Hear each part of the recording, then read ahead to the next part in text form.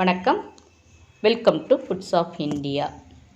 இன்றைக்கி நம்ம கார்டன்லேருந்து ஃப்ரெஷ்ஷாக பறித்த பிஞ்சு கத்திரிக்காயை வச்சு ஒரு சூப்பரான டேஸ்ட்டில் எண்ணெய் கத்திரிக்காய் குழம்பு எப்படி ரெடி பண்ணுறதுன்னு இந்த வீடியோவில் பார்க்கலாம். இந்த எண்ணெய் கத்திரிக்காய் குழம்பு வந்து நம்ம சாதத்தோடு கலந்து சாப்பிட்றது போக தயிர் சாதத்துக்கு சைட் டிஷ்ஷாகவும் எடுத்துக்கலாம், சூப்பராக இருக்கும். அதே மாதிரி பிரியாணி கூட நம்ம சைட் டிஷ்ஷாக எடுத்துக்கலாம், செம்மையாக இருக்கும். முதல்ல குழம்புக்கு தேவையான மசாலாக்களை வறுத்து அரைச்சிடலாம். ஒரு பேனில் 2 டீஸ்பூன் அளவுக்கு எண்ணெய் சேர்த்துக்கணும். எண்ணெய் சூடானோடனே 1 டீஸ்பூன் சோம்பு, 1 டீஸ்பூன் மிளகு, 7 முந்திரி பருப்பு, அப்புறம் அரை டீஸ்பூன் கசகசா. முந்திரி பருப்பு கசகசா ரெண்டையுமே சேர்த்துக்கலாம். அப்படி இல்லைன்னா 2ல் ஏதாவது ஒன்று கூட நீங்கள் சேர்த்துக்கலாம். இப்போ சோம்பு நல்லா பொரிஞ்சு வந்த உடனே 7 பல் பூண்டை வந்து இதில் சேர்த்துக்கணும். அப்புறம் 4 டீஸ்பூன் மிளகாத்தூள், கடை மிளகானா நீங்கள் காரத்தை குறைச்சி சேர்த்துக்கணும். அதே மாதிரி 4 டீஸ்பூன் மல்லித்தூள், அரை டீஸ்பூன் மஞ்சள் தூள். அடுப்பை வந்து அதே மீடியம் ஃப்ளேமில் வச்சு இந்த மிளகாத்தூள் மல்லித்தூளை ஒரு 30 செகண்ட் எண்ணெயில் வந்து நல்லா அந்த மாதிரி வதக்கிக்கலாம். அதுக்கப்புறம் இப்போ 1/4 மூடி தேங்காய் வந்து துருவி வச்சுருக்கேன், அதை வந்து இதில் சேர்த்துக்கலாம். உங்களுக்கு குழம்பு வந்து இன்னும் ரொம்ப கெட்டியாக அதிகமாக வேணும் அப்படின்னா நீங்கள் அரை மூடி தேங்காய் கூட சேர்த்துக்கலாம். இப்போ தேங்காய் சேர்த்து இதை வந்து நல்லா அந்த மாதிரி வதக்கி எடுத்துக்கணும். தேங்காய் வந்து எண்ணெயில் நல்லா வதங்கி அதனோட தண்ணிச்சத்துலாம் போனதுக்கப்புறம் நம்ம வந்து அடுப்பை ஆஃப் பண்ணி இதை வந்து நல்லா ஆற வச்சு எடுத்து வச்சுக்கலாம். மசாலா நல்லா ஆறுறதுக்குள்ளே நம்ம கத்திரிக்காய் நறுக்கி ரெடி பண்ணி எடுத்து வச்சுருவோம். இப்போ நான் வந்து 10 பிஞ்சு கத்திரிக்காய் எடுத்திருக்கேன். இந்த கத்திரிக்காயோட காம்பு வந்து இந்த மாதிரி நம்ம கட் பண்ணி எடுத்துக்கணும். அதுக்கப்புறம் இதை வந்து இந்த மாதிரி கிராஸாக கட் பண்ணி எடுத்துக்கணும். 2 பக்கமும் கிராஸாக கட் பண்ணும்போதே உள்ளே வந்து புழு இருக்கான்னு நம்ம செக் பண்ணி பார்த்துக்கணும். இப்போ இதே மாதிரி எல்லா கத்திரிக்காயும் நம்ம நறுக்கி தண்ணியில் போட்டு எடுத்து வச்சிடணும். தண்ணியில் போட்டு வச்சோம்னா தான் கத்திரிக்காய் வந்து கருத்து போகாமல் இருக்கும். எல்லா கத்திரிக்காயும் இந்த மாதிரி நறுக்கி நம்ம தண்ணியில் சேர்த்ததுக்கப்புறம் இது கூட நம்ம கொஞ்சமாக உப்பு சேர்த்துக்கலாம். கத்திரிக்காய் வந்து நம்ம சின்ன சின்ன பீஸாக நறுக்காமல் இந்த மாதிரி முழுசாக போடுறதுனால இந்த மாதிரி உப்பு சேர்க்கும்போது இந்த உப்பு வந்து கத்திரிக்காய்க்குள்ளே கொஞ்சம் சார்ந்திருக்கும்.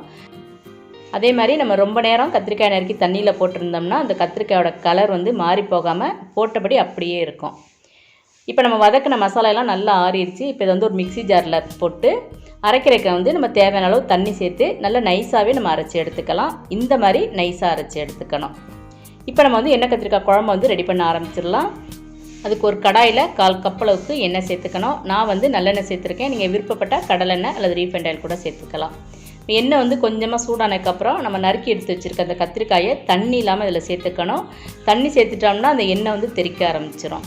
இப்போ அடுப்பை வந்து மீடியம் ஃப்ளேமில் வச்சு கத்திரிக்காயை வந்து நல்லா வதக்கி எடுத்துக்கணும். கத்திரிக்காயோட கலர் மாதிரி கத்திரிக்காய் அந்த எண்ணெயிலே நல்லா வெந்து நல்லா சாஃப்டாக வரணும். அது வரைக்கும் நம்ம எண்ணெயில் வந்து நல்லா வதக்கி எடுத்துக்கணும்.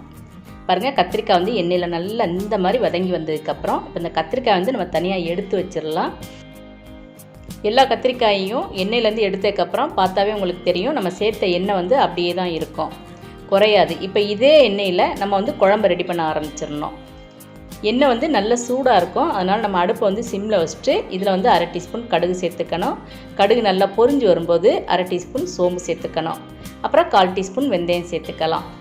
வெந்தயம் வந்து நல்லா அந்த மாதிரி பொரிஞ்சு வரும்போது கொஞ்சமாக பிரியாணி இலை சேர்த்துக்கலாம். அப்புறம் ஒரு சிறு துண்டு பட்டை, 1/4 டீஸ்பூன் அளவுக்கு கல்பாசி, அப்புறம் 10லேருந்து 15 சின்ன வெங்காயத்தை இந்த மாதிரி 2ஆக நறுக்கி எடுத்து வச்சுருக்கணும், அதை வந்து இதில் சேர்த்துக்கணும். பாசத்துக்கு கொஞ்சமாக நம்ம கருவேப்பிலை சேர்த்துக்கணும். அப்புறம் வெங்காயம் வதங்குறதுக்கு நம்ம முதல்ல கொஞ்சமாக உப்பு சேர்த்துக்கலாம். வெங்காயம் வந்து எண்ணெயில் நல்லா வதங்கி அதனோட கலர் வந்து நல்லா மாறி வரணும். அது வரைக்கும் நம்ம எண்ணெயில் வந்து இதை நல்லா வதக்கி எடுத்துக்கணும்.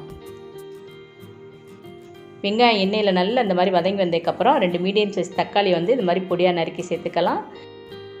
தக்காளி எண்ணெயில் நல்லா வதங்கி தக்காளி நல்லா மசிஞ்சு வரணும். அது வரைக்கும் நம்ம இதை வந்து நல்லா வதக்கி எடுத்துக்கணும். தக்காளி வந்து நல்லா இந்த மாதிரி வதங்கி வந்ததுக்கப்புறம் இப்போ வந்து நம்ம அரைச்சி எடுத்து வச்சுருக்க அந்த மசாலா வந்து இதில் சேர்த்துக்கணும்.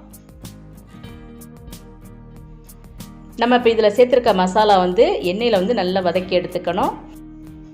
இந்த மசாலா வந்து நல்ல எண்ணெய் பிரிஞ்சு வர்ற வரைக்கும் நம்ம எண்ணெயிலே நல்லா இதை வந்து வதக்கி எடுத்துக்கணும். ஏற்கனவே இந்த மசாலாவெல்லாம் நம்ம எண்ணெயில் நல்லா வறுத்து தான் வச்சுருக்கோம், இருந்தாலும் நல்ல எண்ணெய் பிரிஞ்சு வர வரைக்கும் நம்ம இதை வந்து நல்லா வதக்கி எடுத்துக்கணும். நல்ல இந்த மாதிரி எண்ணெயில் வதக்கினதுக்கப்புறம் ஒரு சின்ன நெல்லிக்காய் அளவு புளியை வந்து தண்ணியில் நல்லா கரைச்சி அந்த புளிக்கரைசலை இதில் சேர்த்துக்கணும். எண்ணெய் கத்திரிக்காய் குழம்புக்கு வந்து புது புளியோட பழைய புளி சேர்த்துக்கிட்டோம்னா ரொம்ப டேஸ்ட்டாக இருக்கும். புளிக்கரைசல் போக நம்ம குழம்புக்கு தேவையான தண்ணியும் சேர்த்துக்கணும். நான் வந்து அந்த மசாலா இருந்த பாத்திரத்தில் கொஞ்சமாக தண்ணி ஊற்றி அதையும் இப்போ இதில் சேர்த்துக்கிறேன்.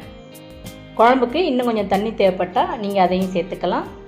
இப்போ தேவையான அளவு உப்பு சேர்த்துட்டு நம்ம வறுத்து எடுத்து வச்சுருக்க அந்த கத்திரிக்காய் வந்து இதில் சேர்த்துக்கணும்.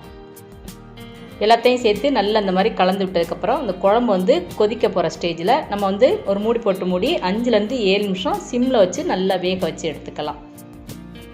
பாருங்கள் 5 நிமிஷத்துலேயே நம்ம எண்ணெய் கத்திரிக்காய் குழம்பு நல்லா எண்ணெய் பிரிஞ்சு சூப்பராக ரெடியாக இருக்குது. இப்போ இதை நல்லா கரண்டினால் நல்லா அந்த மாதிரி கலந்து விட்டுறணும்.